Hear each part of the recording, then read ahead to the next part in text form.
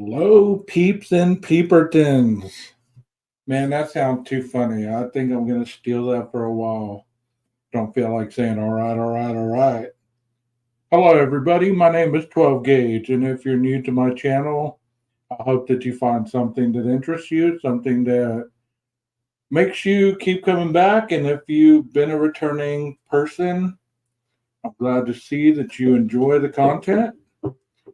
Please hit a like and a subscribe if you're new on the way out and you like the content. I have a couple mods in the chat. How y'all doing tonight? You know,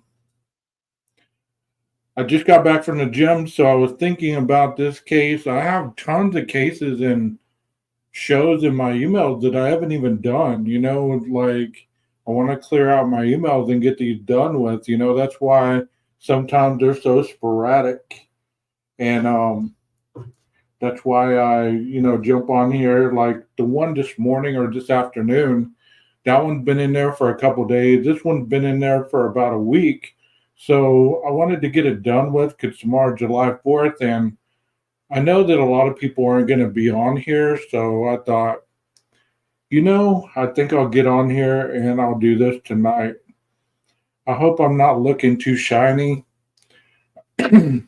Good thing y'all can't smell me because I'd be smelling a little funky. Just got back from the gym, like I said, just got to keep it, trying to keep it proper, like, trying to get that vacation body by the end of the month, gonna go down to the Bama coast and try to get some fun in the sun.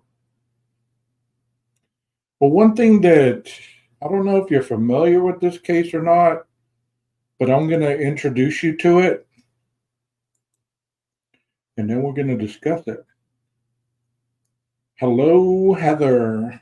Hello, Rondi, Nikki, Aquarius. How you doing? Missed you earlier. But Rondi holds it down when they're not here. So, her and Christy.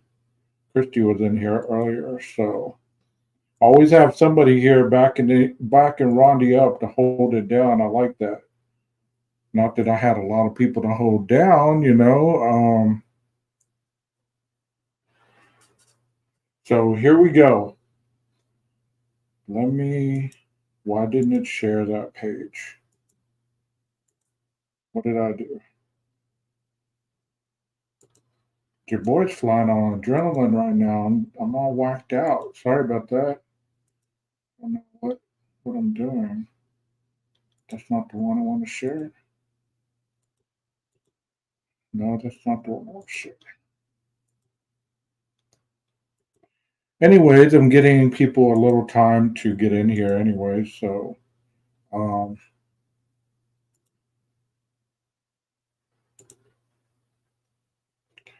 good grief, 12 gauge. Get that one off the damn screen so that you can share the right one.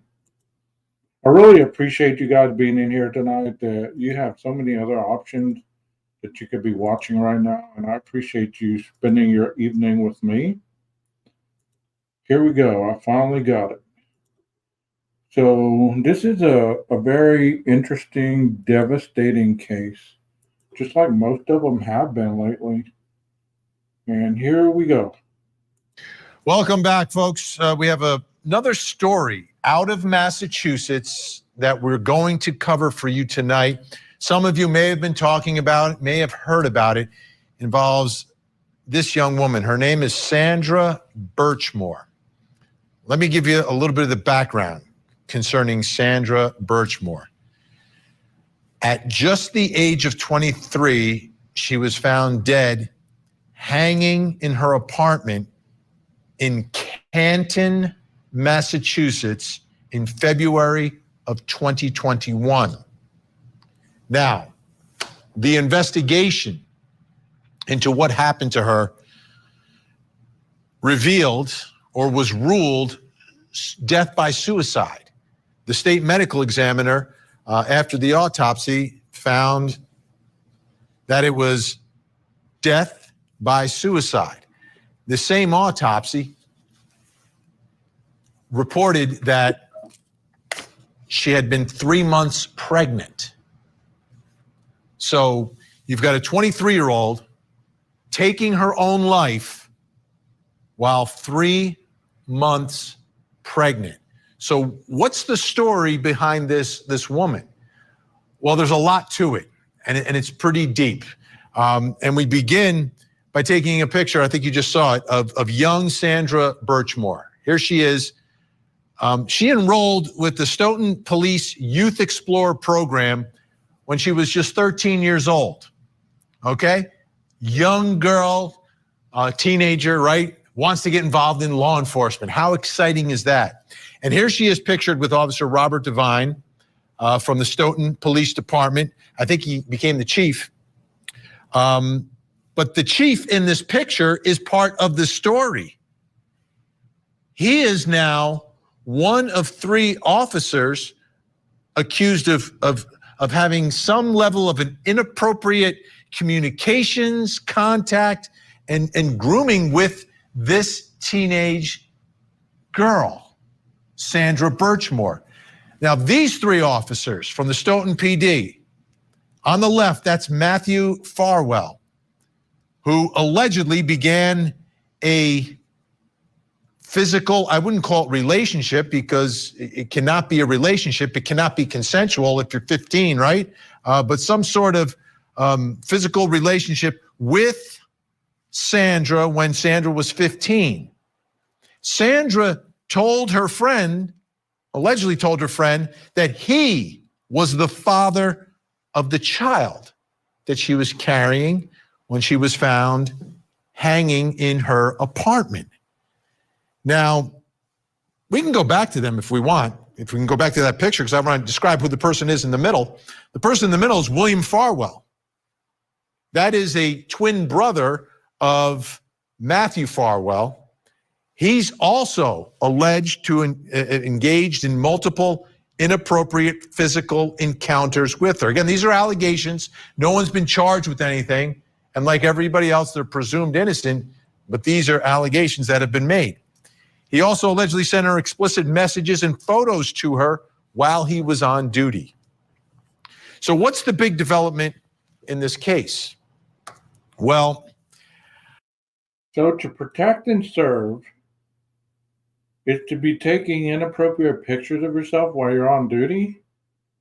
This is the second policeman in that area, if I'm correct, that was asked. I mean, this guy was sending pictures. The other guy in the trial that just turned into a mistrial was asking for nudes. What type of police force is this? Any suggestions? Anybody live in that area? I mean, I don't like to call people out like that, but you just heard what this man said. He was sending naked pictures to an underage person. Dr. Michael Baden, you know Dr. Michael Baden. This is him in the O.J. Simpson case years ago.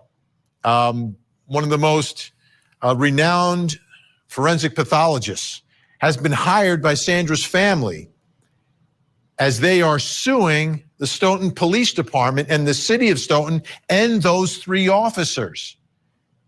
He took a look at the autopsy results, and he found, based upon his review, that Sandra's death was a homicide. Now, I want to read for you a statement from the new and current Chief of Police of the Stoughton Police Department, Donna McNamara. I would be remiss if I did not remark that I have reviewed the findings of the outside doctor, that would be Dr. Baden, retained by Sandra's family. I was profoundly disturbed and troubled by what I read. While I'm not a trained medical examiner and I'm not qualified to draw any direct conclusions, the findings certainly warrant further examination at the highest level.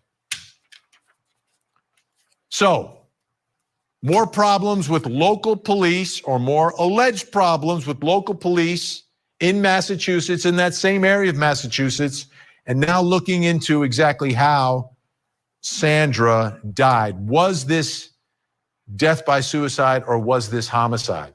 Let me bring in our special guests who are joining us tonight.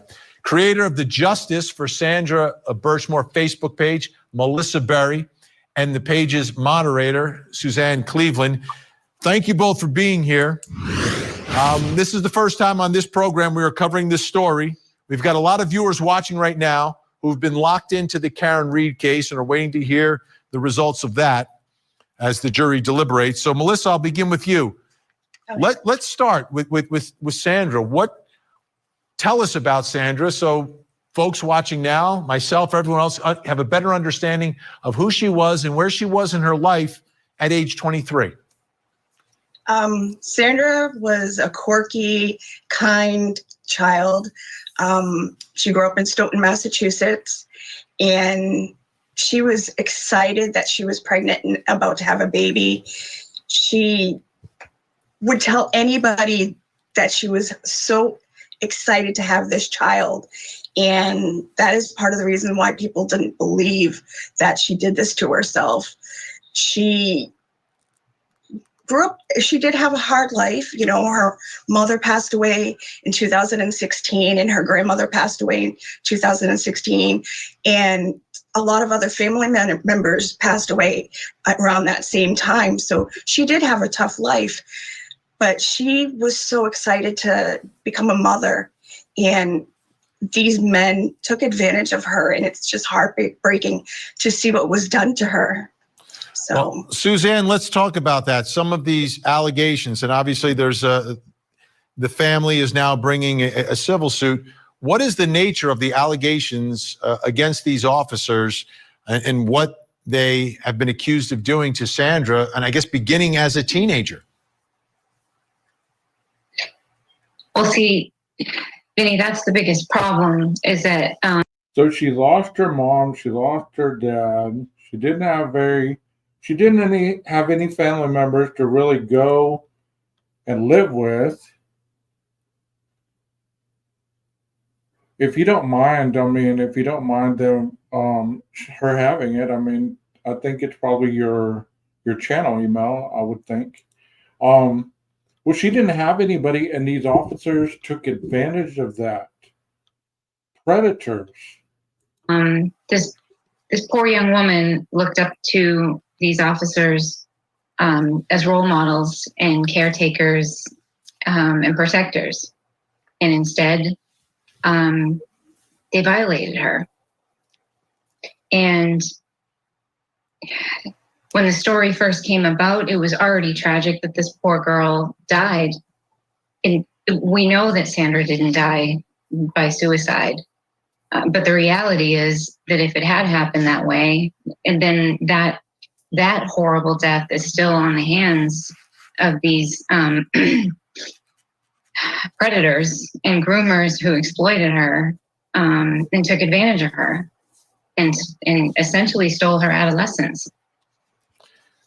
So it was already a tragic story. And then as the layers unfolded, and as you know from Chief McNamara's statement, they know there's a lot wrong here.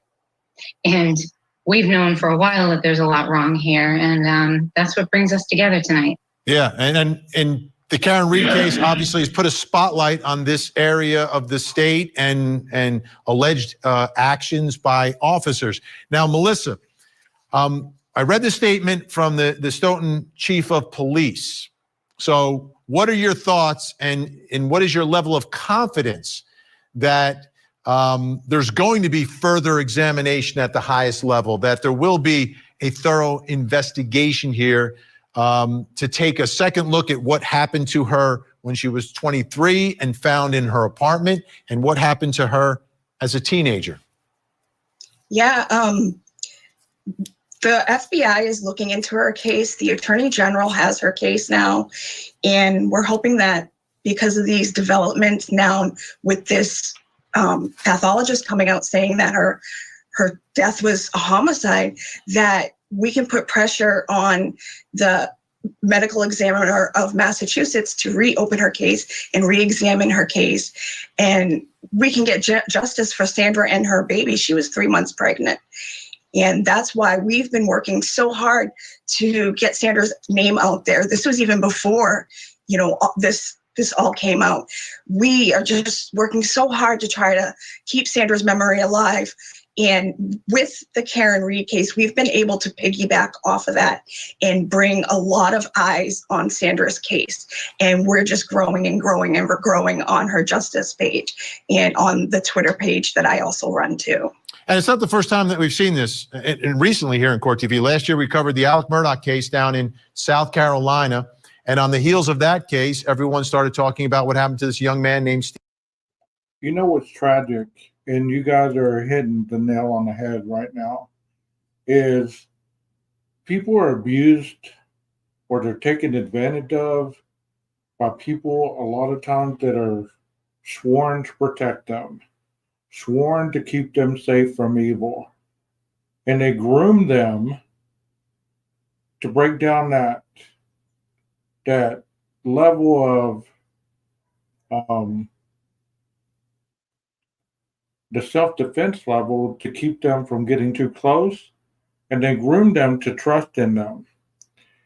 And then this type of stuff happens. It's sad that these officers did this because they're adults. She was 15 years old. Another adolescent. Another adolescent taken advantage of by adults.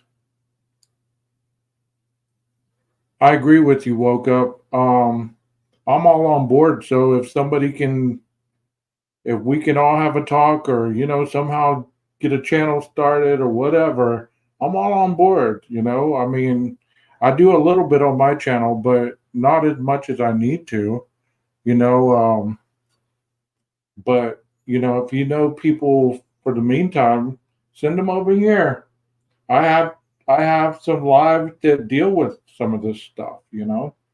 But as far as people that are being taken advantage of emotionally, physically, sexually, it's hard for them just to come out and speak about their trauma. Because for whatever reason, when you have no one to go to that's your family, because they're all deceased, who was taking care of this 15-year-old? Did she move in with one of these officers? Is that how it started?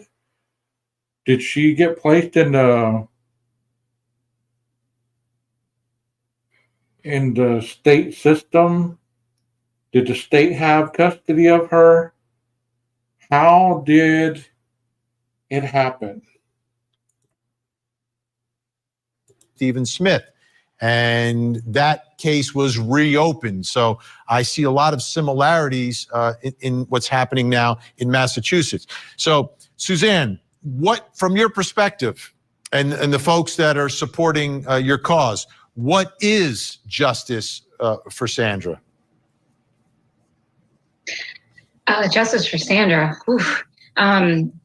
It would be holding these officers accountable for doing what they did instead of being protectors for her and caretakers for everybody in the community. They were doing a lot of bad things. Period. Let me ask you, Suzanne, are we talking about the same? And then it was sort of covered up. Are we talking about the same investigators for the death of Sandra that investigated the death of John O'Keefe? Are there any sort of parallels in who we're talking about here? There are a lot of common players in this story. A lot of parallels and a lot of common players. And so did y'all just hear that? The same people that investigated John O'Keefe's murder are the same type individuals, or are the same individuals that were doing this to this little girl. This makes me sick. This makes me sick. And particularly the DA. The DA in Norfolk County is heavily involved in this case. And a lot of the tech, a lot of the elements that mysteriously have gone unavailable. There's a lot of parallels between this very high profile case that we're all in right now and Sandra's case. And it's sort of a blessing that we have all of this attention drawn right now because a lot of the investigative issues and a lot of the behavior, it's the same across the board. And this gives us an opportunity to really stay on all of these problems. Melissa, let me ask you, what has been the reaction of the police in Stoughton and these officers? I believe are all off the force now, right? Yes, they're all off the force.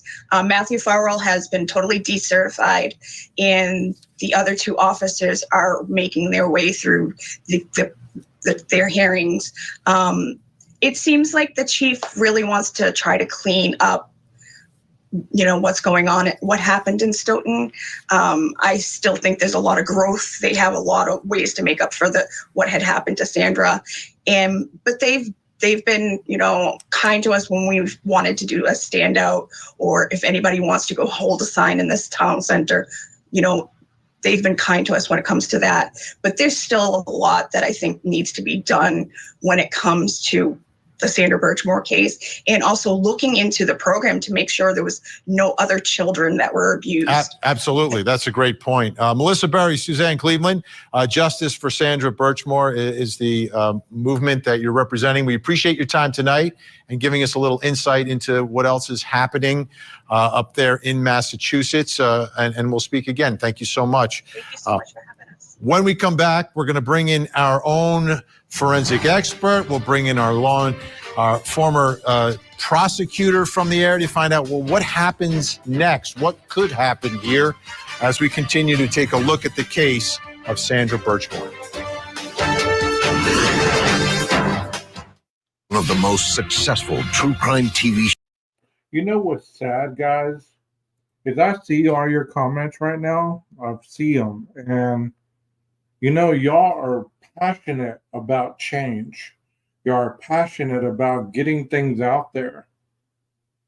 But look how many people are in the chat. 10. 10. So that tells you that when it comes to certain topics, people want to hide their head and play like it doesn't exist. You know, they want to act like this type of stuff doesn't happen. They want to act like people don't abuse their power against innocent people. The last thing they want to hear is the police got it wrong. They want to hear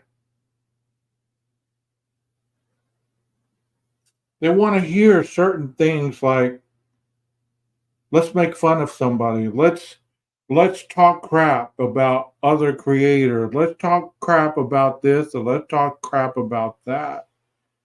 Instead of focusing on the real problems in our world, let's just bury our heads and throw up a smoke screen, and maybe it'll go away on its own. Or let's scream at the top of our lungs for 1 or 2 lives, and then we're good. Let's focus on something else. Let's go attack another creator or something. And I get why a lot of these dramas are going on with these other channels. I get it. And I'm not saying it's wrong. I'd probably be pissed off too. But you know what? When it's all said and done, there should be a separate channel for all that. It shouldn't be classified as true crime. It should be classified as something else. That's my take on it. Shows ever. This is crazy. Now has a new home on America's original true crime obsession. 48 Hours on Court TV. Coming up next on Court TV.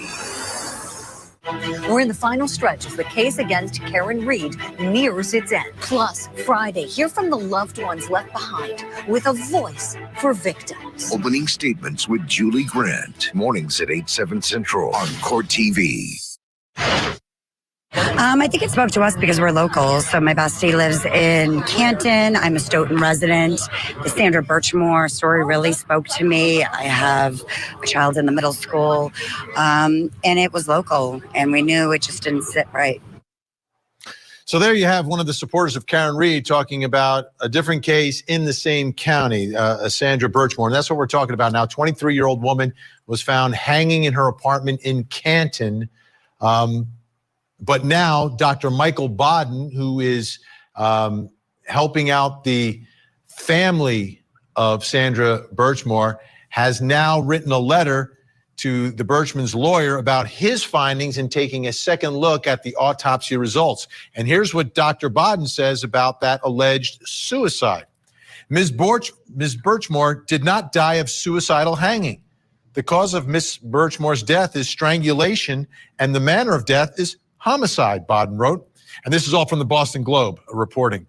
While the state medical examiner found that Birchmore was pregnant when she died, the office apparently did not send fetal tissue for DNA analysis to determine who the father. What the? Are you kidding me? So she did not die of suicidal hanging. She died of strangulation. And the manner of death is homicide. Even though she was pregnant, they didn't send fetal tissue for DNA analysis to determine who the father was. Why not?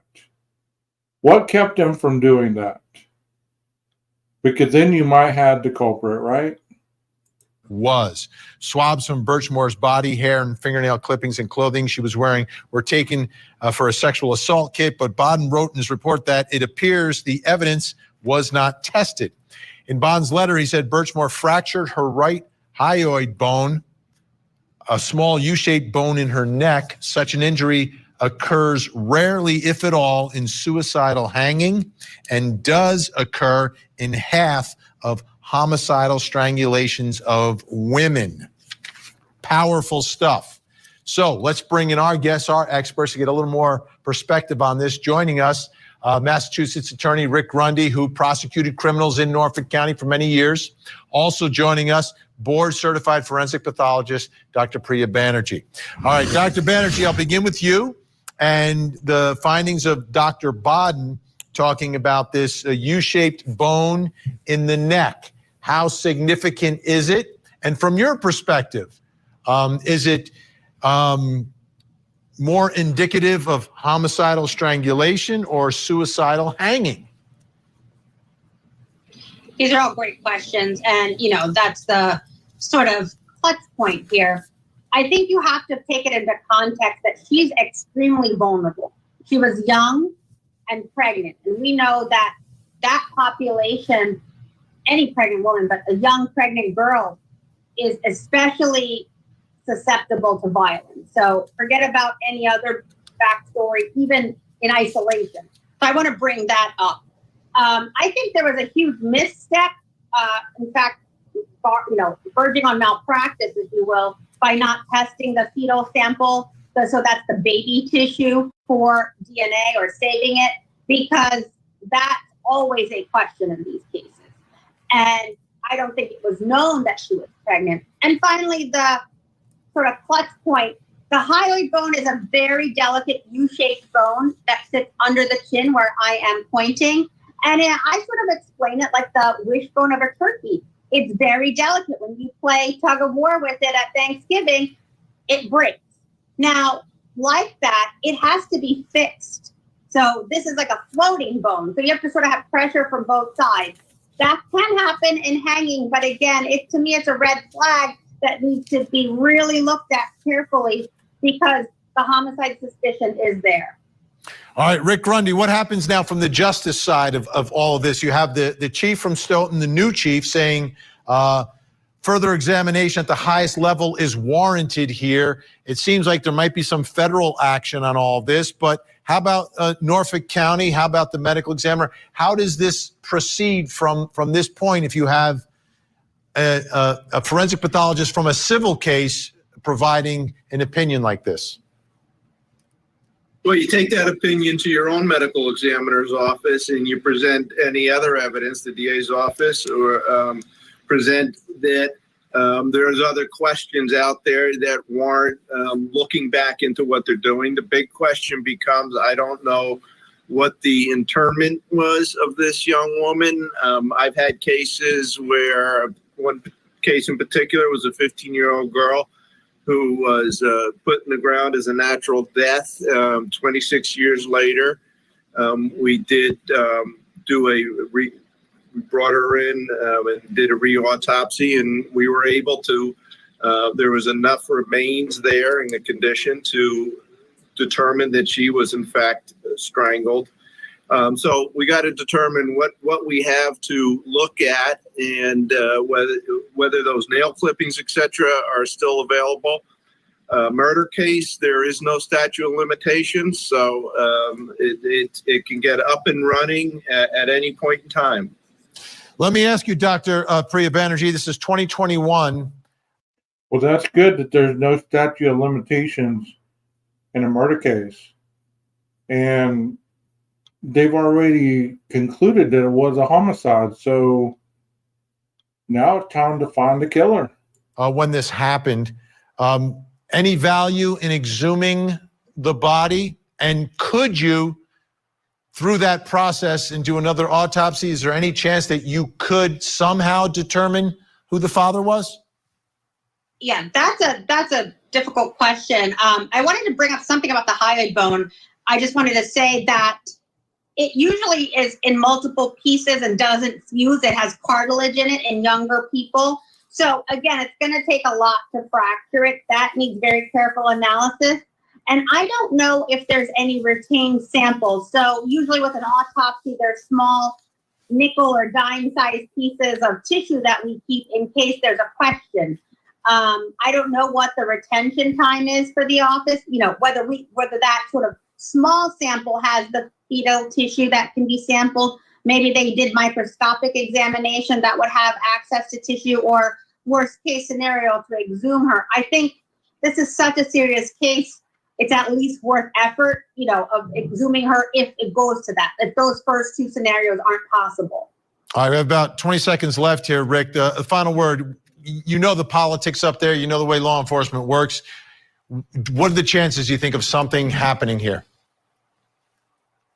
You know what? They're answerable to the people whether they want to be or not, because they do have to still get elected. So the people can move this along. From what I'm hearing and what I know about this case, I hope they get behind it. I hope everybody gets behind them, because this is one that absolutely should be looked at further.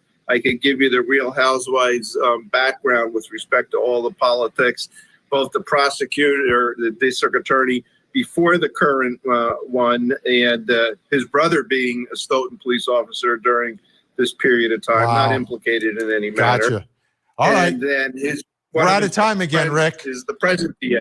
We're always out of time, but thanks so much. Rick Grundy, Dr. Priya Banerjee, appreciate it so much, your expertise and analysis.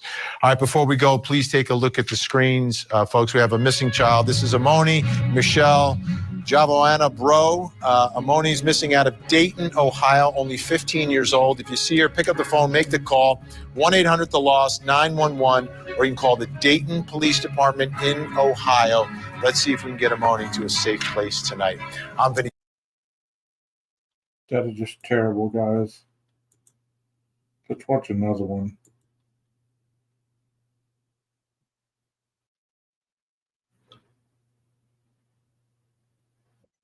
This was the briefing done by the police department. So I'm going to show you this one. Hope you are enjoying this. If you are, press a 1. And here we go. What I'm about to brief you on is something deeply troubling to me as a human being and as a police chief.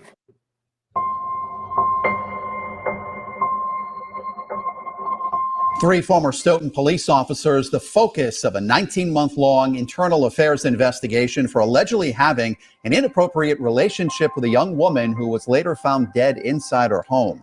Sandra Birchmore's body was found on February 4th, 2021. Her death ruled a suicide. But was it?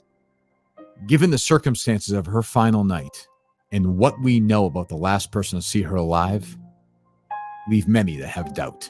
The fact of the matter is, it just doesn't make any sense to me that she would kill herself, especially knowing she's pregnant. Sandra wouldn't kill her baby. This is The Case, Season 2, Sandra. Episode 1 drops November 29th. What we found was a historical pattern. The officers with levels of supervision over it were using it as a means of having relationships with teenage girls. The Case is available on Apple Podcasts and wherever podcasts can be heard. Oh, wow, I didn't know that was a commercial. My bad. Well, y'all can go and find that in the Apple Podcast. Hopefully this next one's not a commercial.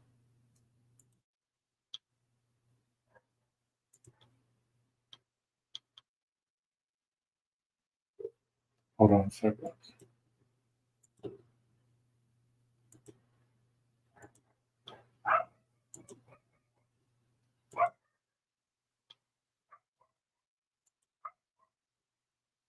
Three former Stoughton police officers, the focus of a 19-month-long internal affairs investigation for allegedly having an inappropriate relationship with a young woman who was later found dead inside her home. The disturbing details were laid out today by the current Stoughton police chief. 12 News reporter Anita Buffoni monitored that announcement, and she joins us now with the new details. Anita?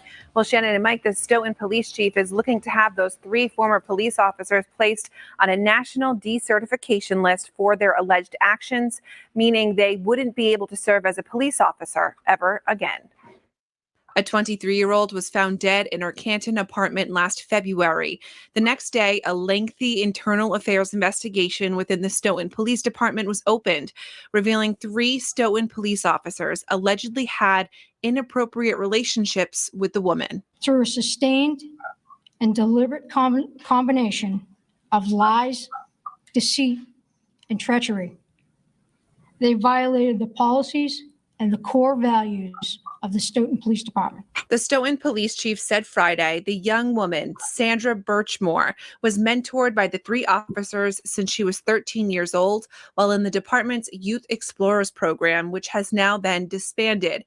The three officers involved in the investigation, Matthew Farwell, his twin brother William Farwell, and Robert Devine, all three have since resigned from the department. The police chief says the investigation uncovered hundreds of explicit text messages and physical encounters with the girl and the twin Farwell brothers over the course of several years. Evidence shows Officer Devine and another officer with a different Massachusetts police department also had an inappropriate relationship with Birchmore.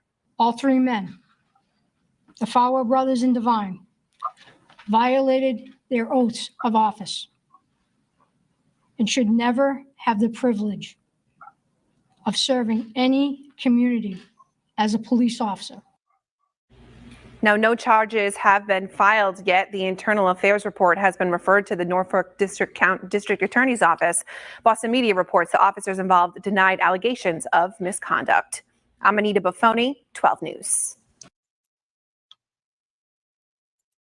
Okay, that's all I have on that case, but I want to talk a little bit on all this because there's so much that we can talk about regarding everything that went on with this poor child. And that's what she is, a child. You know,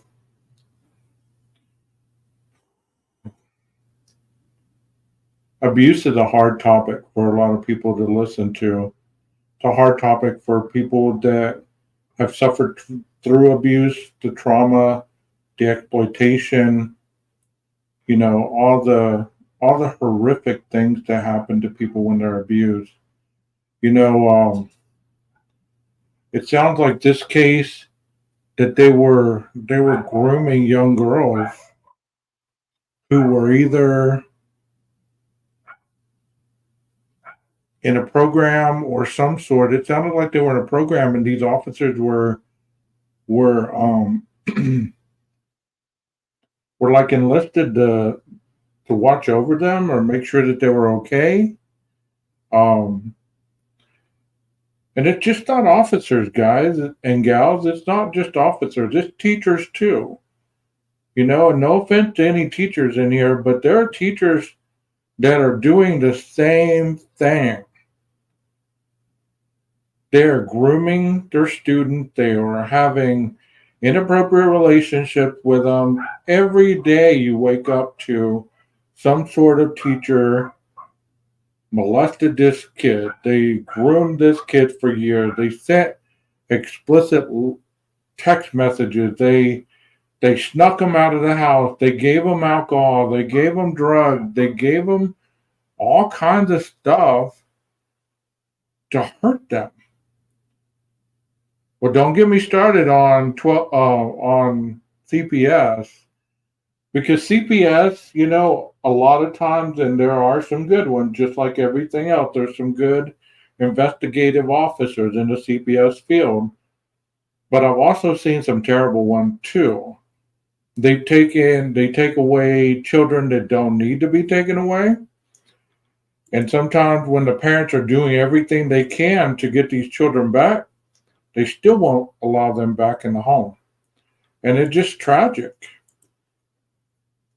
It's tragic that you can't have your child even though you are doing everything you need to do to get those children back, taking the classes, staying clean and sober, doing all the things that you need to do, the family plans that are created, and you still can't have these children back.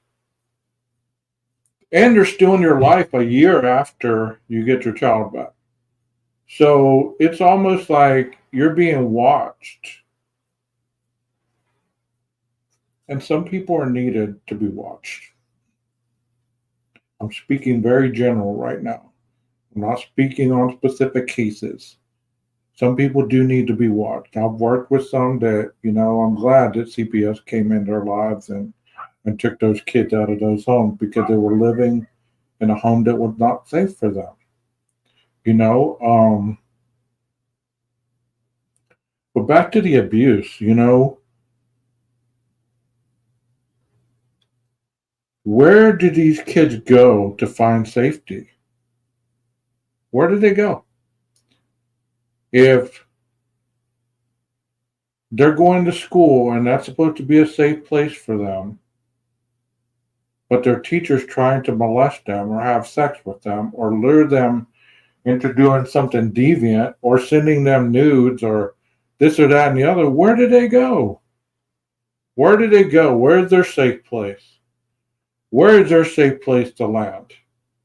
Because a child is not going to speak up for fear of retaliation or the situation becoming worse because they've already been victimized. So the person who is victimizing them has already gained control over their mind and their body. So they're already a victim. Where do they go? They go to their parents. What if their parents don't believe them?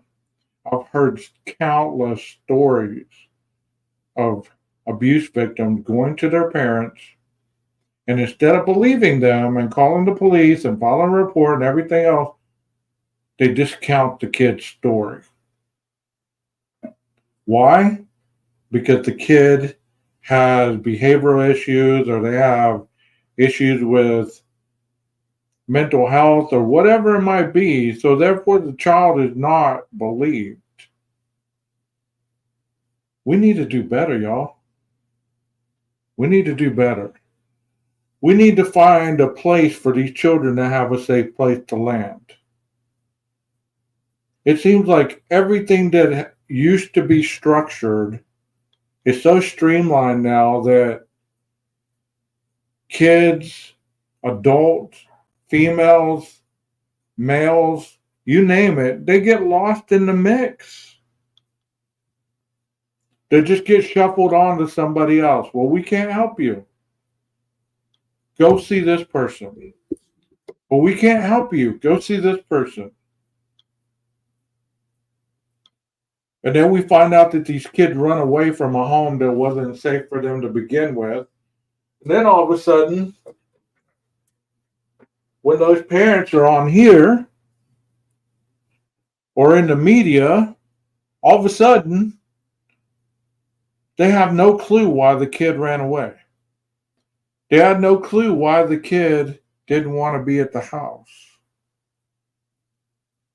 Why didn't you have a clue? What kept you from being that mindful of having your child want to leave that house and not be there? Anytime a child does not want to be at a home, there is something going on there. And I'm not talking about the general, well, I want to go spend time with my friends, I'm finally getting the independence. I'm not talking about that. I'm talking about the child never wanting to be there. There's a reason for it. Yeah, I've been in that situation, Rondi. I've been in a situation after the fact. They've told me, look, I went to the principal, I went to my parents, I went to this, I went to that. I've had full-blown adults tell me the same thing. I was being molested by this person. I got touched by this person. Nobody believed me. Instead of believing me, they shamed me. And they acted like it was my fault because of this or that.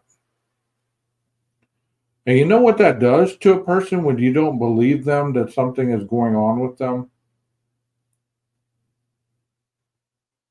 Do you really know what happens? It tears their trust in everything down. It makes them not want to trust in your parents, makes them not want to trust in anybody in authority. And we say, well, why do these kids gravitate toward bad kids? Well, not every kid's bad. Who are you going to levitate to? You're going to levitate. There's that word again. Gravitate. Good grief, 12 gauge. I got to get that word out of my head. Gravitate. They gravitate to the people who are just like them or who have been through a situation just like them. And you know what? The best way to deal with these situations is getting on drugs, smoking cigarettes, vaping, whatever you want to call it, drinking. The 12-year-old that snuck out earlier, I don't know if she was really having any kind of problems at the house. We don't know because we've been told otherwise. This person didn't have a shot in hell at 15 being groomed every step of the way and then eventually getting pregnant with one of her abusers. What was she going to come clean and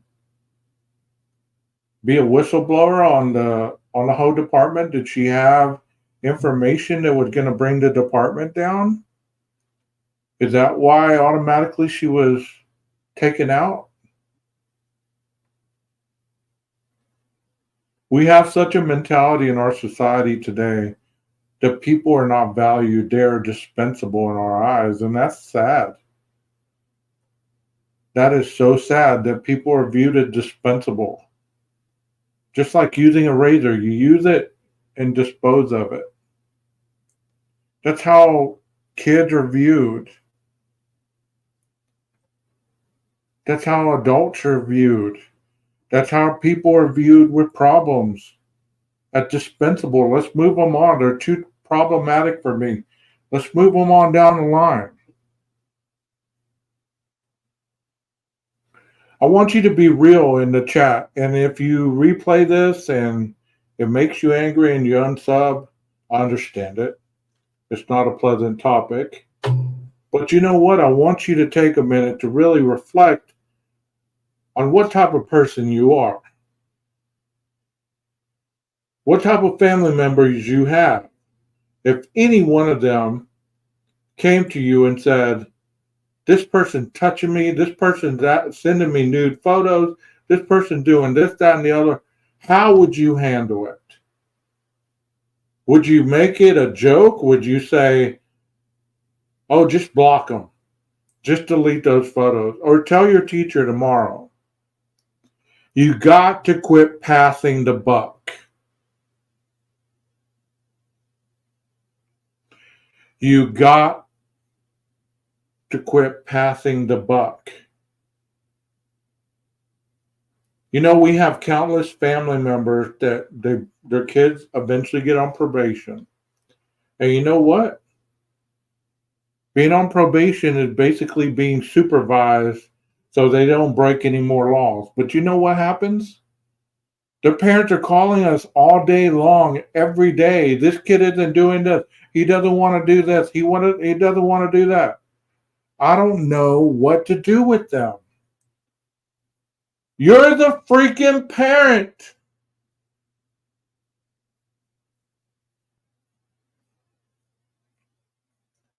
How did it get this bad? And like I said, I'm speaking in general terms because not every kid is bad and not every parent is bad. I am basically saying that sometimes people wash their hands of their kids when they do not want to deal with it. They're not going to their counseling sessions with them. They're not trying to get them help in the community. They're not making sure that these kids are on their meds. Even if the kid do not want to get on their meds, I get that. But it's exhausting. I get it. Just talking about it is exhausting. But what are we going to do? Just turn our backs to it and say, well, we hope it goes away. Let's send them away, let's send them off. How many of you, honestly, would send your child off? We get told every day, can you just lock them up? They're out of control. Can you just lock them up? They're out of control. If you've ever been locked up, you understand that the people that you're locking your child up with have been in and out of these facilities and have learned more deviant behavior than probably what your child is exhibiting at this point.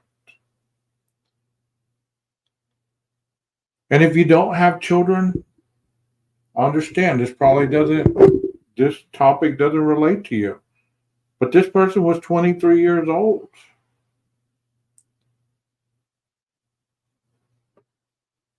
This person was 23 years old. If you don't have a 23-year-old, I get it. You have older kids, I get it. Doesn't relate to you. You can't relate to it. But you would think that you'd have some kind of heart to want to have some kind of compassion for this young woman.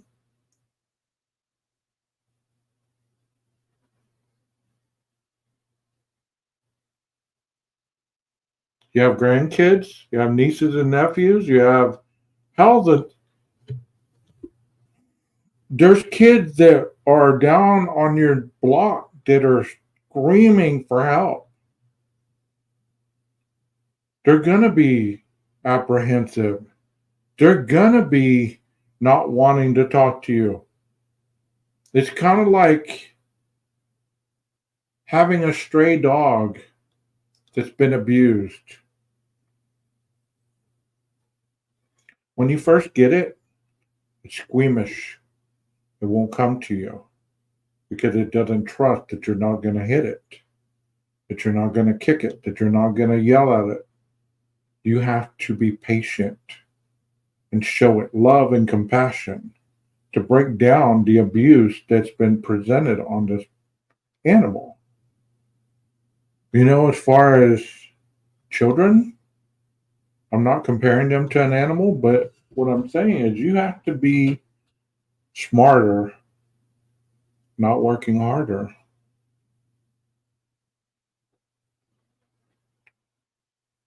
So they found out this lady was murdered, strangled to be exact. Hopefully the word gets out and her case continues to be looked at. She needs to be looked at. She was murdered.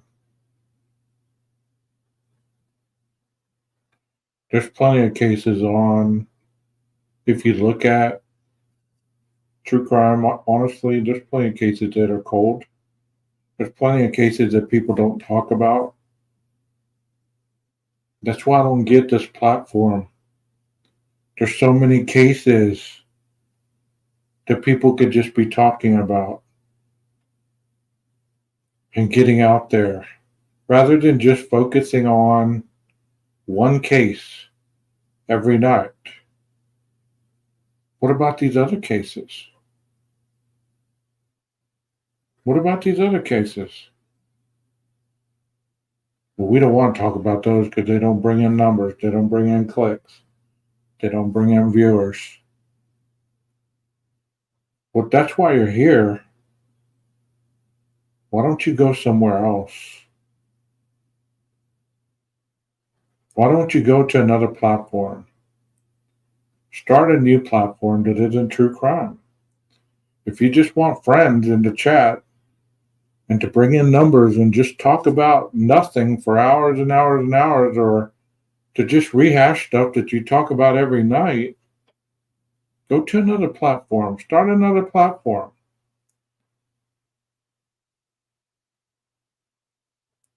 because you've created a black hole in the true crime community that isn't true crime.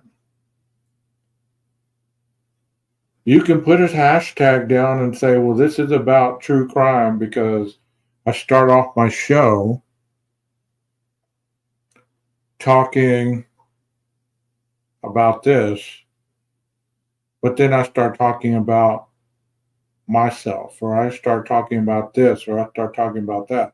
To have nothing to do with it, with what the hashtag is about. You know? I did 2 cases today. They haven't been talked about very much. Same response as far as everything else, but you know what? I don't care about all that.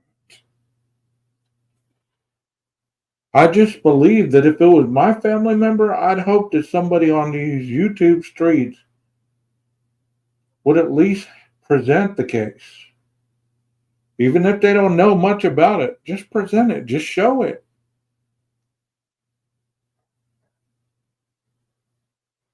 Because those other cases are bled out.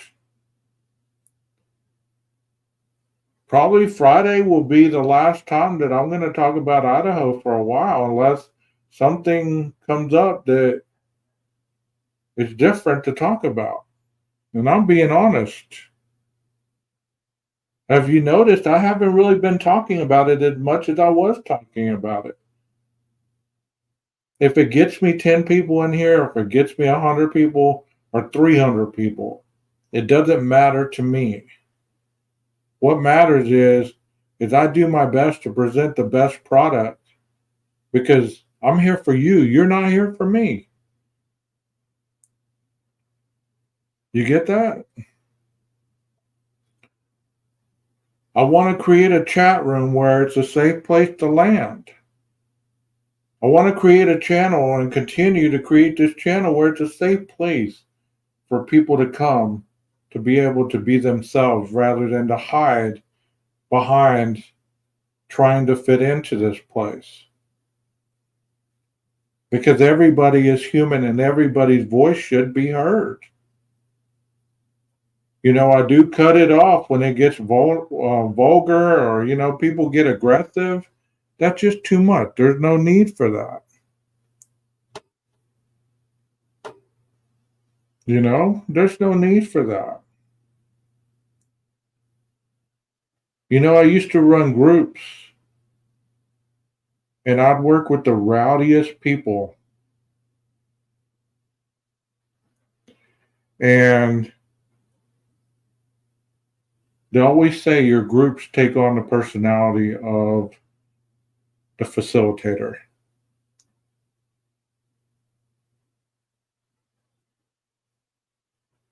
And I promise you not, within probably a month of that group being rowdy, by the end of that month, they were respectful. They weren't abusive. They didn't make fun of each other. They didn't do all that stuff. And these are hardcore criminals. I worked in a place where kids were sent that broke the, or they weren't kids, they were adults, but they were younger. And we had different teams. And I went in there, I got my own team. And I told them, I said, I'm going to treat you guys just like we're a football team. I'm going to work you out in the morning. I'm going to demand excellence from you, each and every one of you. And you know what ended up happening? All the other teams started resenting us because we became so disciplined. And so we didn't have any house infractions. We weren't doing any of this stuff. They weren't doing any of this stuff. Not because I was running a military camp. I was running something that was called respect. I respected them enough to value the strengths and weaknesses of everyone in the place to build a strong team.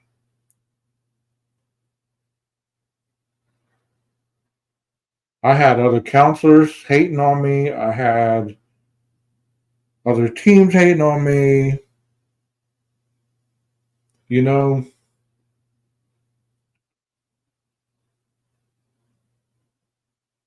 and that's not bragging. I'm just trying to show you that change does happen, even in the midst of hell staring you in the face. You can't blink. You can't walk away. At one point, you have to confront it. And I'm not talking about being aggressive. What do you mean, Rondi? You can't run from it. You have to be consistent. You have to be firm, fair, and consistent. You have to be the one that leads the show. Give by example. You have to be the one. And that's why I tell you guys, whenever you go into other panels or other shows or other chats, you can't act one way here and then go over there and act a different way. It's going to keep you sick if you're trying to heal. I mean, it's just a given. Like I told this kid the other day, you can't heal in the same place you got sick at. Oh, okay. Thank you, Rondi. I've worked in adolescent child psych unit. They have to get under a level. Listening half the battle. Yes, exactly.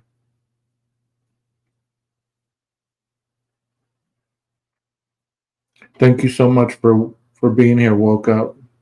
Be safe out there. Hey Heather, how you doing? Firm, fair, and consistent gets you a lot of places. People are scared to be that firm person because they mistake firm with aggressive. Firm means that I see what you're doing. You're not going to do this to me. You might do that to your teacher. You might do that to the principal. You might do that to whoever, but you're not going to do that to me. You have to be that wall or that end all. This is where it stops. I'm not going to let you manipulate me. I'm not going to let you walk all over me. I'm not going to let you talk crap to me. And I'm going to hold you accountable for your behaviors. I hope y'all heard that. You can't heal in the same place you got sick. And whatever that means to you, you can't heal where you're getting sick at. So if the sickness means that you must move out of that place or that environment or that school or whatever, then you got to do what you need to do. And the same thing happens in a job. If the job continues to make you sick, you can't ever get better the same place you're getting sick at.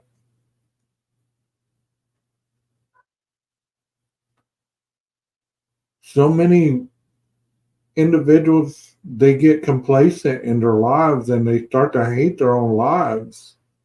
They start to hate what they're doing in their life. Nina, I'm glad you're here. I wanted to ask you if you wanted to co-host with me on Friday night. I'm doing it around 7 o'clock. Just hit yes or no in here if you're willing to do that.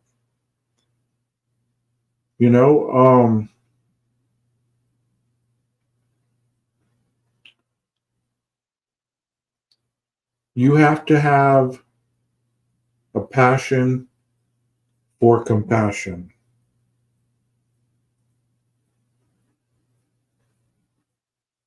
I never had a passion for compassion, and that kept me sick. I don't, I don't want to bring religion into this because I don't want to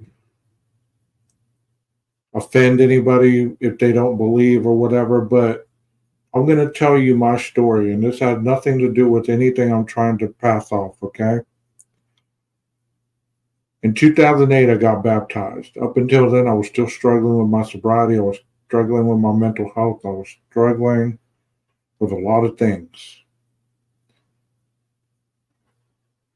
And it's like life just changed for me because I realized that I couldn't go anymore.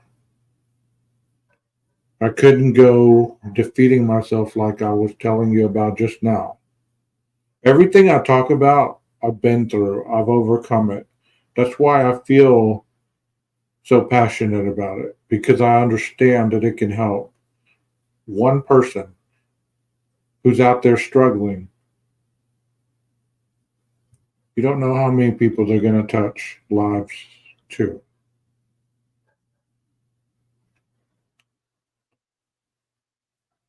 I don't understand why teachers, and this is no knock on you, Kim, because I know you're a good one, but I don't understand why teachers want to have inappropriate relationships with their students. They're usually married, they have children at home, young children, and they throw all that schooling away,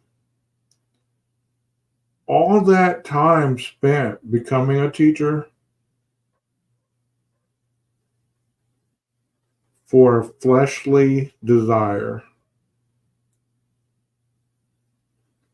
I don't get it. The same thing with these officers. I don't get how they could just throw everything away. And y'all were talking about the officers in Idaho 4. Yeah, you're probably right. If they're involved in any way, I don't see how they would just throw everything away. Have we become that much of a society that nothing is valued to the core, that we're so willing to work on something so hard, and then if life gets too bad, we just throw it all away? Like I was talking about with my grenades, you just throw them back there and watch the world burn. Is that what we've become? I don't understand that either. I don't get it. Even at 17, they're still a child. Even at 18, they're still a child. A lot of them, because they're still mentally not all the way capable to make the best decisions. I know the other Kim, typically unique. There's like two of y'all in here. I don't understand why they throw their careers away. Kim Young, would you throw your career away over being inappropriate with a patient?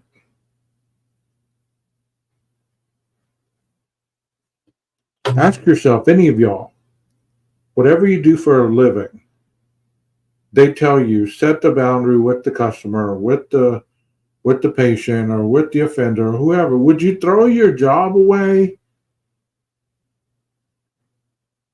and everything you've had to do?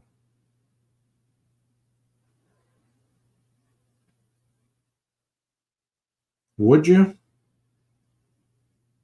throw your family away? Respect in the community, all that stuff. Would you throw that away just for that moment?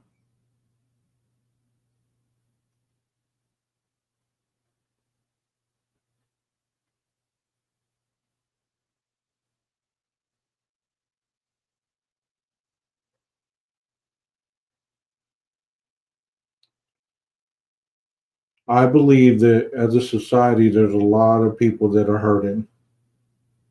There's a lot of people that are looking for a solution or an escape, not to deal with real life. That's why whenever we talk about sensitive topics like tonight, people don't want to talk about that. They don't want to hear about that. Oh, I was just asking, would you throw away your nursing career to have a fling with a patient?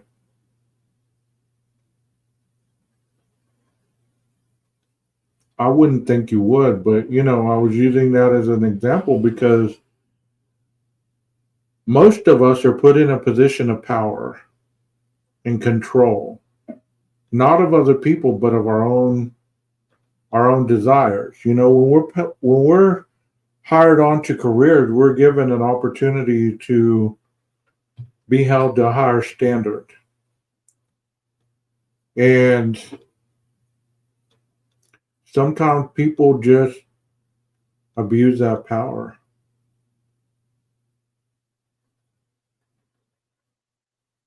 They abuse it. They don't respect humanity anymore.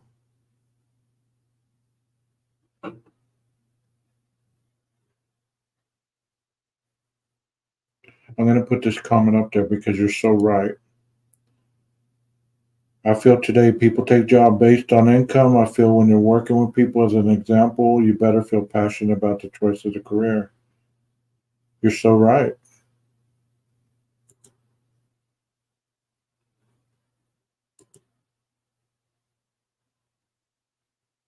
Hey, Pebbles, welcome.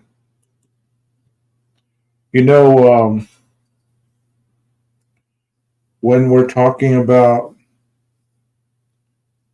the respect of yourself, I don't know what's going on in these people's lives for them to just throw away their careers. I don't know what would happen for them to feel so comfortable that they just want to throw their careers away.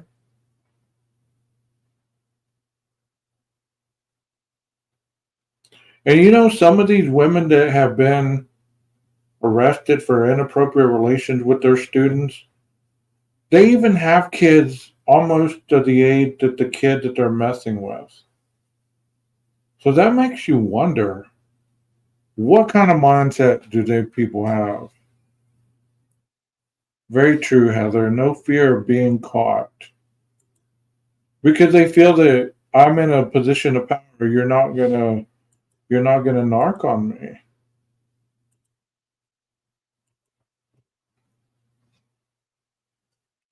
You're not gonna betray my trust because I'm your teacher, I'm your principal, I'm your coach, I'm the police officer that cruises around the block, social worker, CPS worker, you name it. Not only do we have professionals to worry about, we have freaking serial killers lurking on our kids, on our women, on our men, our society. It's like we have so many people out to harm people in society. It almost makes you like not want to be a part of it. And there's even sick people in these chats. I've seen it. There's people that know that the creator is either married or somebody in the chat is in a relationship or not even on here for that because YouTube's not a dating service. Then they sit there and hit on these people relentlessly and get upset when they're turned down. It shows you the intent of their reasoning to be on these platforms.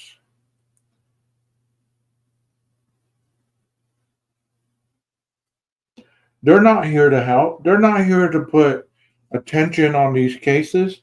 They're here to get a date. They're here to do anything and everything to try to impress people.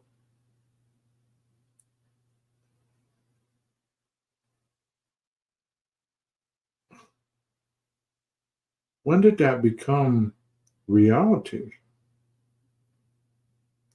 I'm going to get on YouTube and I'm going to go find me a date. Yeah. I want to be relevant to somebody. I want somebody calling my name in the chat every moment of the day. No way. And then they get mad when you call them out. You're just a hater. You're just this. You're just that. No, it's called reality, bro. Not a hater. Can't hate something you don't agree with. You can call it out, but hate's a big word. You know?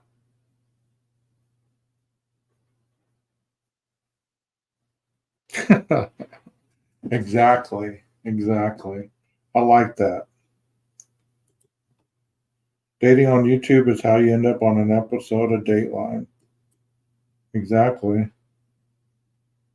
The thing, this student was dating my son right before this.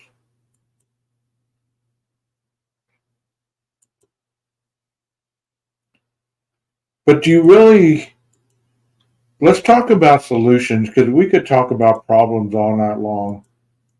I'm going to ask you in the chat, what could a child do if they're being abused or they're being touched inappropriately or their teacher is being inappropriate or a person of authority? What could they do? In your state or in your city where you're at, what could they do?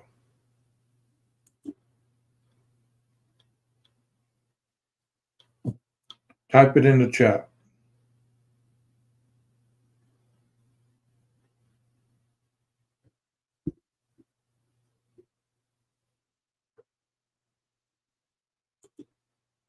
You have to feel comfortable coming to someone they trust and think it starts with having open dialogue. Very true. This had been years ago. My son is 31 now, but he was 16 when it happened. Man, I'm sorry to hear that. I'm sorry to hear that. I hope he transitioned okay. It's a shame, but these poor kids don't even know they have a say, but I would run to the closest person I see. Okay. Because you have to have a safe landing spot. A safe landing spot. Try and find someone safe. Not easy. Very good.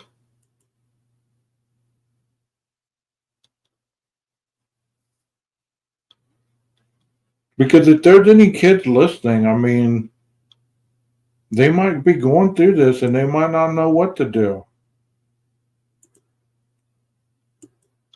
Because you can ask your own kids, or you can ask your grandkids, or you can ask the neighbor kid, hey, if something's happening to you, what are you going to do about it?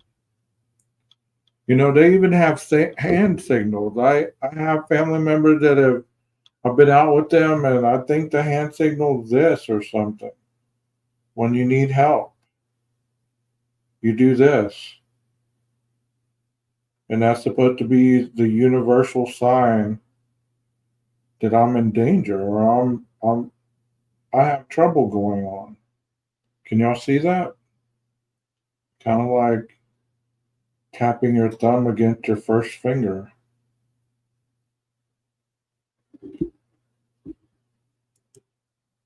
Talk to them about it prior to anything happening. Let them know it's not something to be ashamed of, and they can come to people that will protect them. Very true. Very good. Very true. Realistically, you're told, but in reality, usually not believed. Yeah. The kids with problems seem to be the ones that get taken advantage of. You're very right. I have the juvenile that are jumped, made fun of, ridiculed, embarrassed, bullied, all this stuff. And guess what? They're on probation because they acted out in a way that they were asking for help. It's got to be consistent follow-up. A lot of it has to do with child's confidence. Very true. The problem with that signal, I'm sure more of them are trying tying their hands up to not be able to do nothing. Parents need to teach their children who go to a parents in available schools need to teach the children who to go to if it's not the parents. I love that. Very good. Very good. See, you guys have a solution. Teach your children it's not that it's okay to talk about hard topics. If you start young, if if the kids are young, yeah, it's important to know who's around your children. You can let them gain their independence, but it's okay to teach them young that you're always going to respect what they tell you, even if it's something hard to hear. The neighbor kid, you could be friends with the neighbor kid by listening to them and not trying to groom them, but just listen to them and try to teach them coping skills. So if they're not getting it from their own parents, they're at least getting it from you. I used to have a neighbor that I used to love to go hang out with because I was raised in an abusive home. And whenever I could go over there and just hang out and be peaceful and not have to worry about this man yelling at me or, screaming at me or calling me names or any of this stuff, I didn't mind helping him rake the yard. I didn't mind doing stuff when I wasn't being yelled at.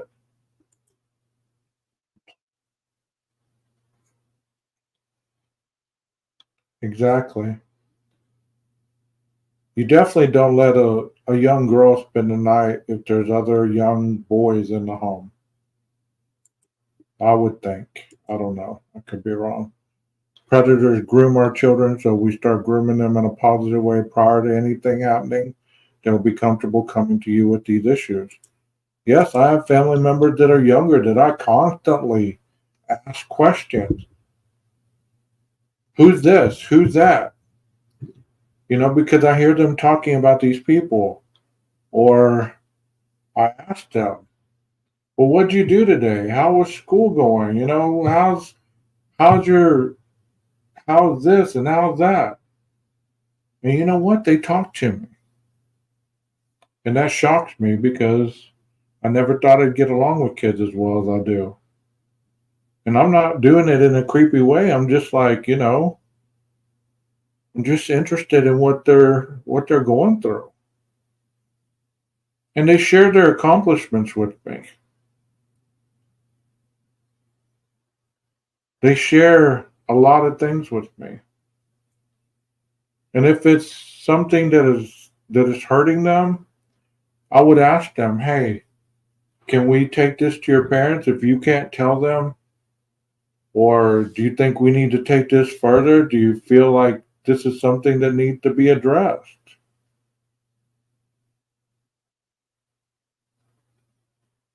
Yeah.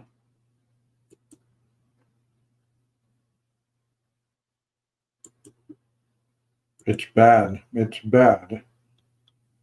If we did statistics and we asked grown-ups today, how many of you were messed with when you were either a child or a young adult, teenager? I wonder how high the number would be. Some people grow up with these issues that they never resolved because nobody believed them.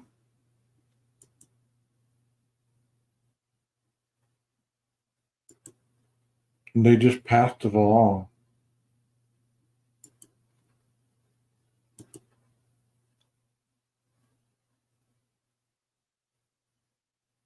I got into therapy because I was a raging maniac. I was angry all the time. I was, I don't know if you're asking for like being a therapist.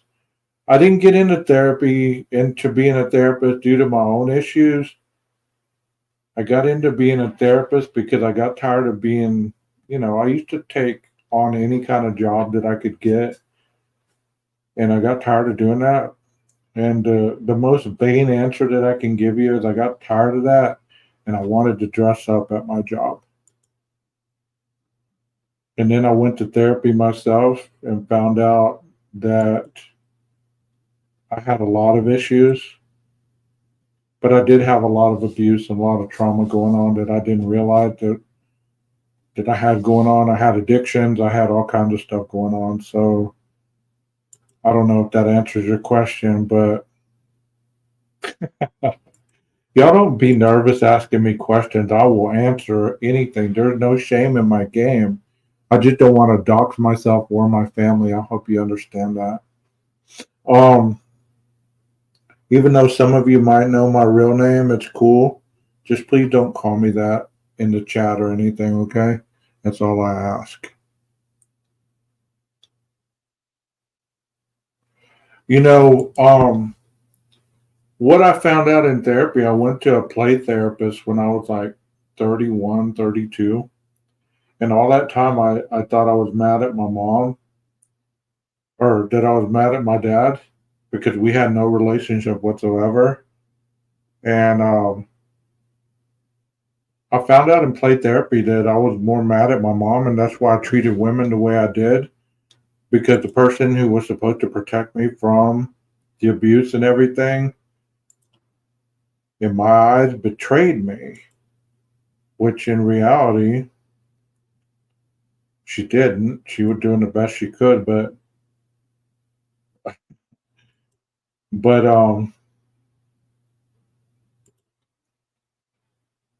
you learn that there's a reason why you treat other people.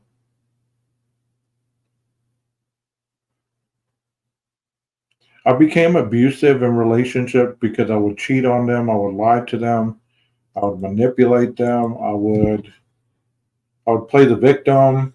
I wasn't the narcissist. I was just the one that if I found out that my own, it was almost like I was playing two roles. If I found out that I was going to be exposed of who I really was and that I wasn't going to be able to love them unconditionally and be trustworthy and all this stuff, then I started cheating or I would push them away. And it caused a lot of problems, a lot of problems.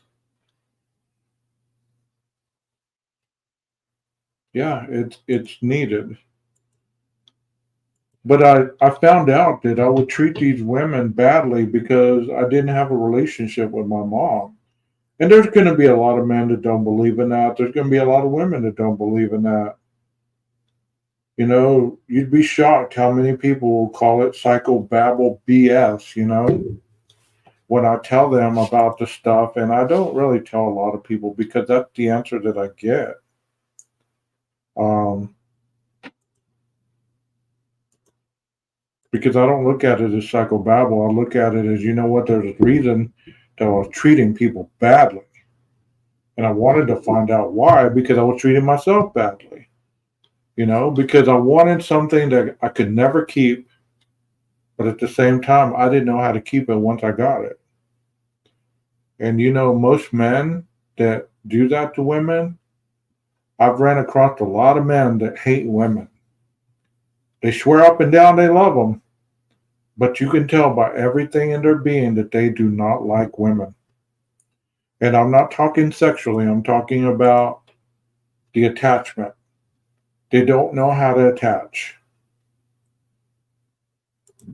And people will lie.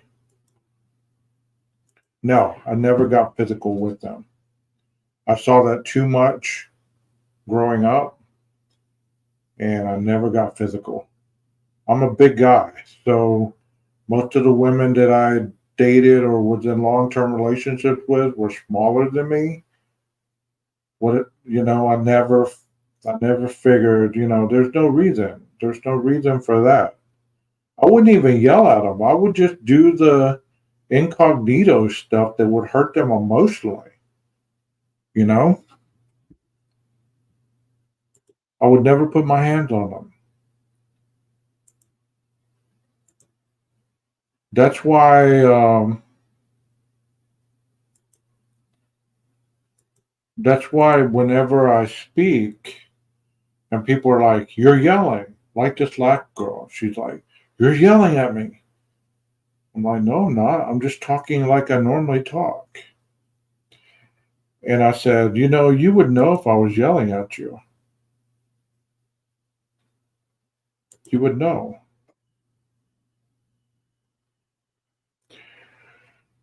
I don't know. I've never asked him.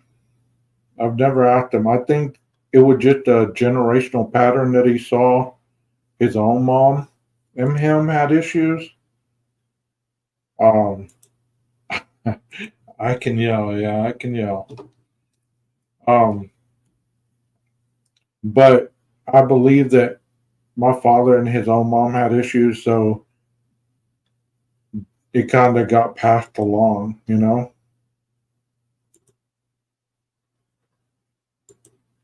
And these things really are a thing. I mean, there's like women that have daddy issues, mom that or sons that have mommy issues, and so they grow up to abuse people, not knowing that they're reenacting something from their childhood, and that's why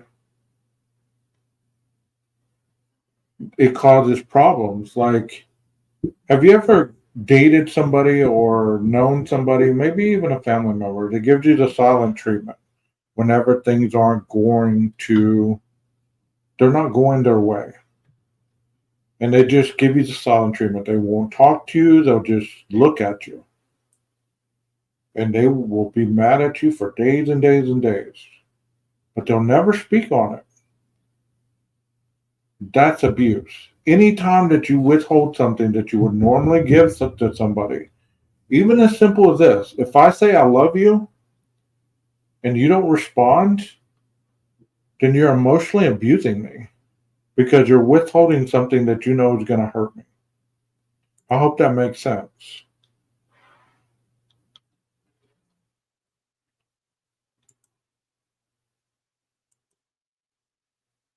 Yeah, silent treatments are the worst. You're right. It's terrible. But think about abuse in this simplest form. Anything that you withhold somebody that you know is going to hurt them, it's abuse. So if you don't respond, somebody asks you a question, you don't respond out of anger or out of frustration or any way, it's abusive. So you don't have to physically put your hands on somebody to be abusive. You know, somebody yells at you constantly, puts you down. That's abusive. Well, it's still abusive not to respond. They could say something like, "Hey, I don't want to talk about it at this moment. I'm upset. I'm angry. I might hurt your feelings, whatever." A response is a response. Even not responding is a response, but it's an abusive one.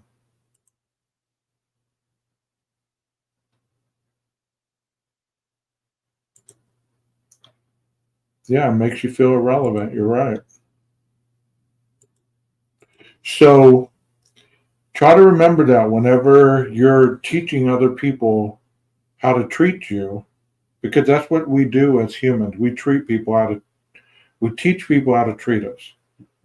And you don't believe this, but you do. Everything that you allow, everything you answer to, teaches somebody how to treat you. So if somebody's calling you overweight or they're calling you ugly, unattractive, whatever, and you're answering to it, guess what? They're going to keep doing it because they've elicited a response from you. Now, if you set a boundary and say, "Hey, I don't like when you call me that. Would you please stop saying that? Would you stop doing this? Would you stop doing that?" And they continue, well, then it's on you what you allow. Because there's no such thing as a joke. Sarcasm is humor wrapped around anger. So if somebody says, "What's wrong with you? You can't take a joke?" "I'm just being sarcastic." Well, sarcastically means that you're angry underneath, but you're covering it up with joking humor. It's never funny when somebody's sarcastic. And I don't want to give you all the impression that just because I'm speaking on these things that I don't falter and I don't fail sometimes, because I do. I'm human. But knowing and doing makes you a fool. If you know it and you still do it, then you're a fool. And I'm a fool sometimes because I falter. Sometimes I say something inappropriate and then I'm like, oh, I'm just joking. Knowing damn well I wasn't joking, knowing that I meant to say what I meant to say. It's probably better to say, yeah, I meant to say that. Most of the time, people don't know how to address that. When you're honest, they're so used to people lying to them, they don't know how to address somebody's honesty. Have you ever been honest with somebody and they accuse you of lying? That's the worst. I had to work on my honesty for a lot of years. Not that I was a compulsive liar, but it was hard for me to be totally honest. And once I started being honest, people were still calling me a liar. I'm like, what the hell? When I was lying, you were believing it. Now that I'm being honest, you're calling me a liar. What is going on here? But stay true to yourself. That is my mantra. To thy own self be true. I say that to myself all the time. And I think if that was going to be my first tattoo, that's what it would be. I would put it right on my arm where I could see it. Not upside down for the world to see it. I'd put it where I could see it because that's something that I hold true to my heart. To thy own self be true, meaning that if I'm not true to me, I can't be true to you. I can't be true to my job. I can't be true to anybody I encounter throughout the day. That's just who I am. What worst is going through major stuff to prove you're telling the truth? Exactly. You should never have to prove that. You should never have to prove your innocence, Kind of like when somebody, I'm going to mention the Idaho case really quickly, okay? And this is just very quickly. Kind of like the PCA. For every bit of evidence that person brought up, it's almost like he was trying to convince a girlfriend he wasn't cheating. Like for every bit of evidence, I was over at my friend's house. Now in the past, if you see, my cell locations, you've noticed that I was closer to my friends' houses than I was to that girl that you don't trust me with. It's like for every piece of evidence, there was an explanation for it. It should never be that way. And that's all I'm going to say about that case. Yeah, help is on the way. That's a good one too. I say that as well. Not as much, but I used to say that all the time, walking down the halls in that halfway house. I used to say that. Hey guys, help is on the way. And you know what happened? They dispersed because they knew that the kind of help that I was bringing, they didn't want any part of it. I've never been a bully, but you know what? You push me, I tell you what I'm going to do. There's no question about it. I tell you what I'm going to do. And when it comes to me doing it, I'm not going to repeat that. You already know. So when I do that, it shouldn't be a shock to you.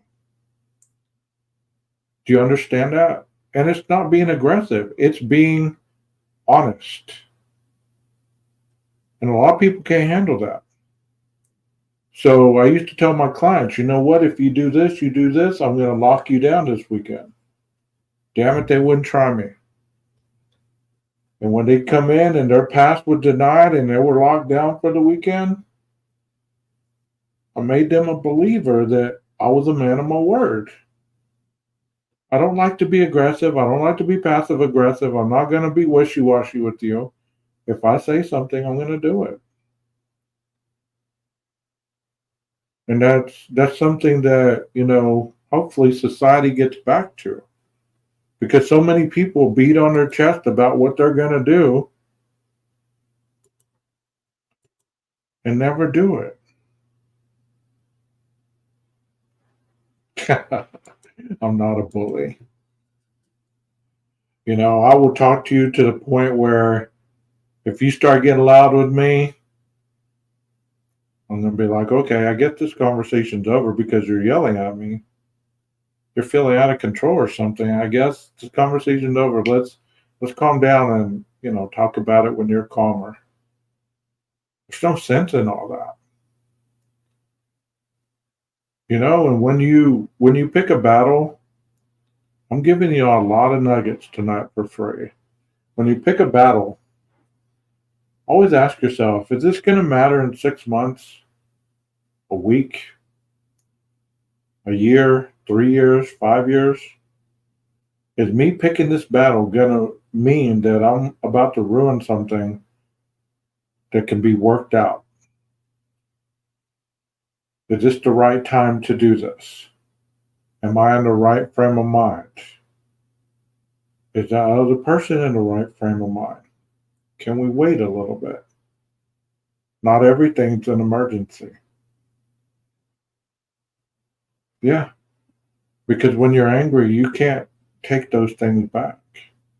I always used to give my clients an example. If you don't believe anger hurts, I want you to take this exercise, okay? I want you to get a hammer, and I want you to get 16 penny nails. Those are the big ones. And I want you to get a 2x6. That's the thickest piece of wood. And I want you to go in the backyard when you're angry, and I want you to drive those nails all the way into the ground until you're no longer angry. And then, once you've filled up that board with those nails, when you're angry again, I want you to pull those nails out.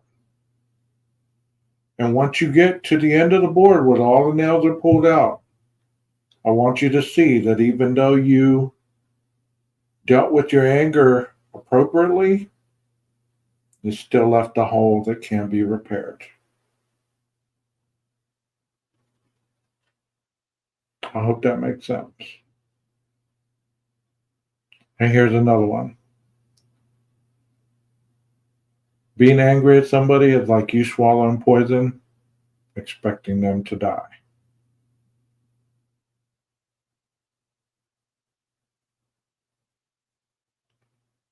And I'm almost at 2 hours.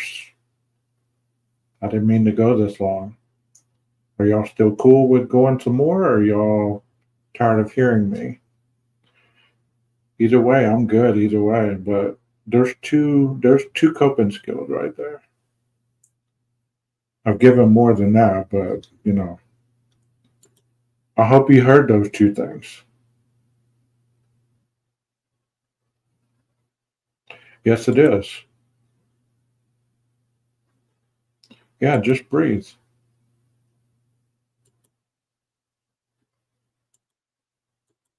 Because when you see that board and you see all those holes that you nailed in and took the nails out, and you see those holes, you can't repair them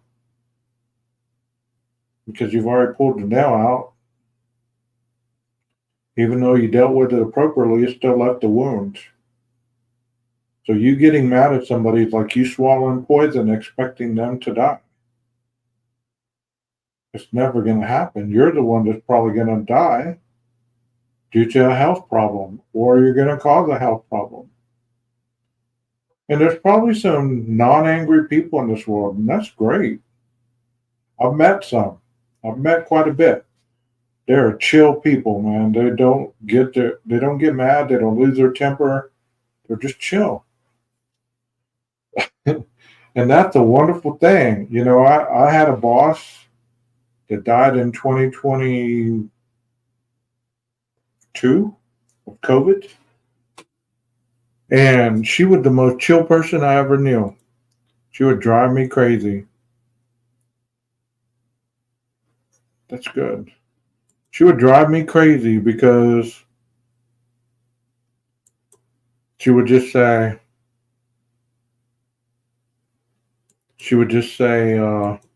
hey, 12 gauge, be good to yourself. kind to yourself.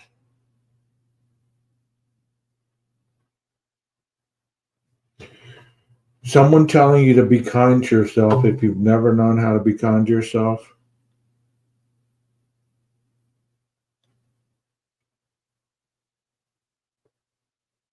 It's hard to do, but I finally got to that point.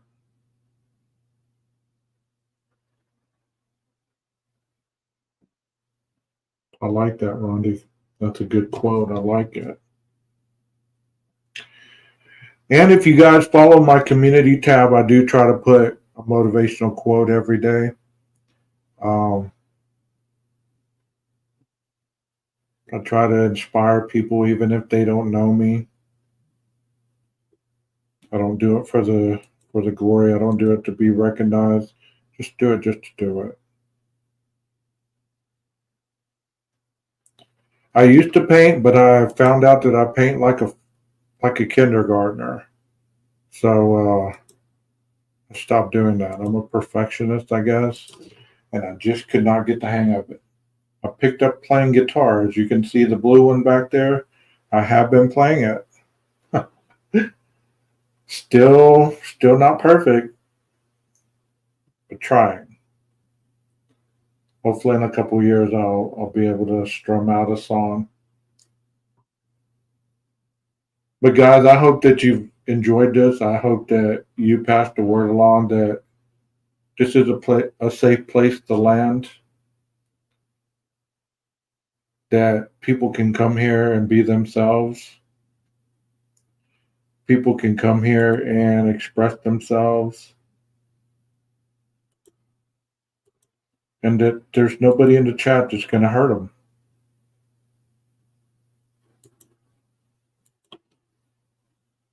Because I have some awesome moderators. And if any of you want to be mod, just let me know. I'll add you to the mix. Because sometimes Rondi's the only one in here, not because she wants to be, but people have lives, you know?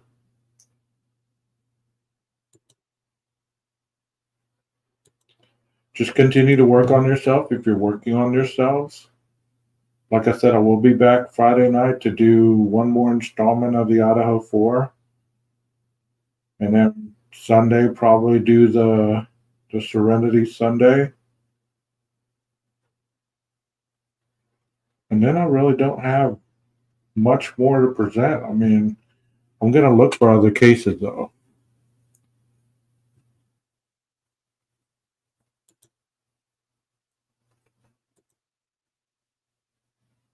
Yes, writing is very good. Okay. Let me see if I can do it from in here. I don't know how to do it from in here. Because I'm not on YouTube. So next time you're in here, remind me and I'll go to YouTube and do that.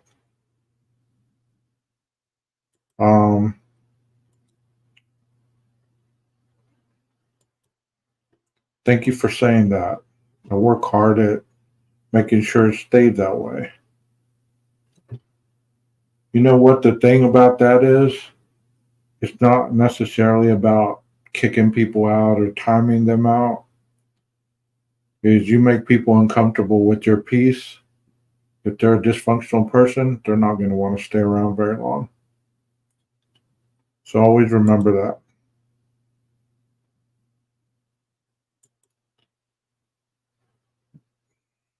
Okay, hold on.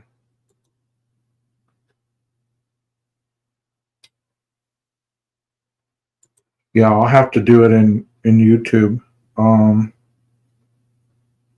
Because I can't do it in here. But next time you're in here, let me know and I'll definitely put you as a mod.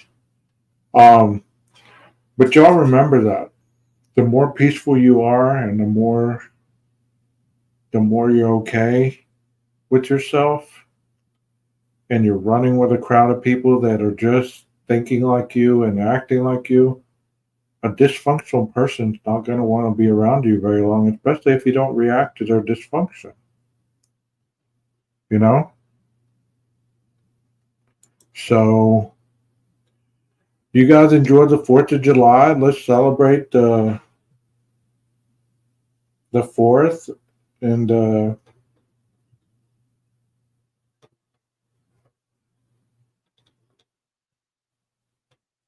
you know what's sad? I just don't even, at this moment, my mind just went blank. I can't even remember what the 4th is about. It's like the signing of independence, right? Hey, Twiz, haven't seen you in a while. Toes. Hey, Toes, I saw you the other day on somebody else's channel. Thank you for showing some love and coming over here. Y'all just missed somebody acting a fool. Well, there's been none of that over here for the almost 2 hours that I've been on here, so you might hit replay if you need to calm down a little bit. Nah, I'll probably watch those tomorrow because I can only watch so much because I don't get the whole animosity thing. I don't get it. I guess I would if I was still reactive, but I believe in being proactive, you know? Thank you so much.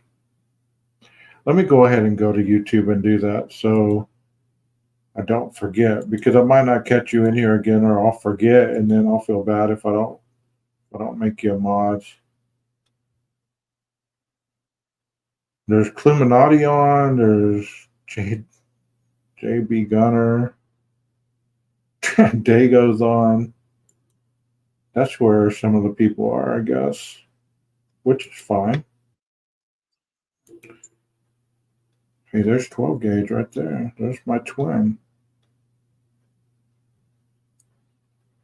I had fun the other night making that video where I was reacting to my own self. I think I might do that again because I have some old videos that weren't seen from the beginning. So I'll probably react to that.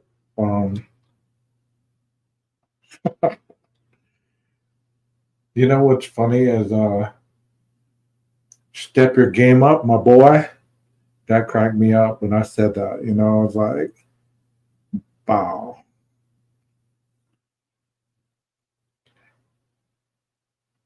More of a chant, more drama with them three.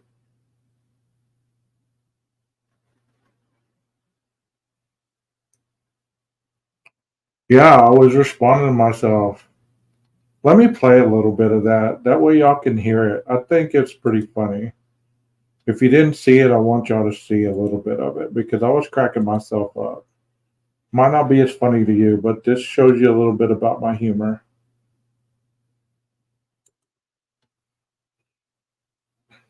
Let me see if I can find which one it was.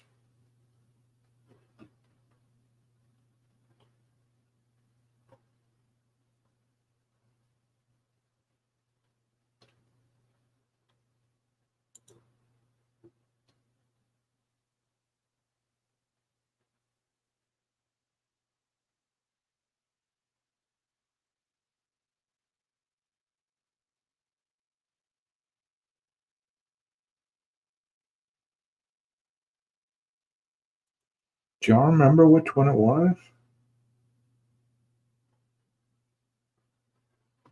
Oh, it wasn't a live, it was an upload. Okay, it was this one. The exculpatory evidence one.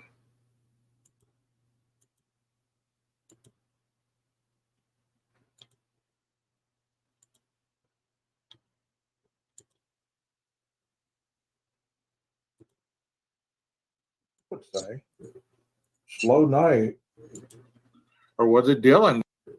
Hold on. The voice is Dylan. We'll start right here with the house. and then running back down the stairs, locking herself in her room, and started texting. We never know. Maybe she was the one that, if there was a DoorDash, maybe she was the one that opened the door. Because think about it. By proximity, she is the closest to the front door. And as what we saw in another video, police cam, she opened the front door when the cops knocked. So proximity wise, she would be the closest to the front door. Did she grab the DoorDash? Did she run it up the stairs, leave it on the little awning area right here, yell out to Xana, hey, your food's here, run back down the stairs, go to her room? Or was it Dylan that came down, got the DoorDash, ran back up, stuck the food on the awning, yelled out, hey, your food's here, coming through the slider, not going to get the DoorDash food? It's very, and then all the commotion starts happening over here. And then she sees him walking out toward the sliding door. So she sees him walking toward the sliding door. Okay, I'm going to turn that one off. Y'all go and watch it. It's the one with the exculpatory evidence. It isn't a live. It's just a regular video. So I hope that y'all enjoy it. There is a 12 gauge, talking to 12 gauge while watching 12 gauge. Yeah, interesting, right? But it's just me right now. So you guys be careful tomorrow at the 4th. Remember not to light black cats in your hands or the ones that pop really quickly. Those things are going to hurt.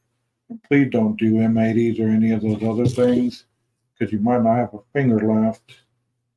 And please be careful. Do not be out on the boat drinking and driving. Yeah, 12 gauge squared. So y'all be mindful of your families and spend some time, make memories, not regrets. All right. So at this point, I'm going to have the maestro cue the music. Okay. Thank you so much for you guys spending the evening with me.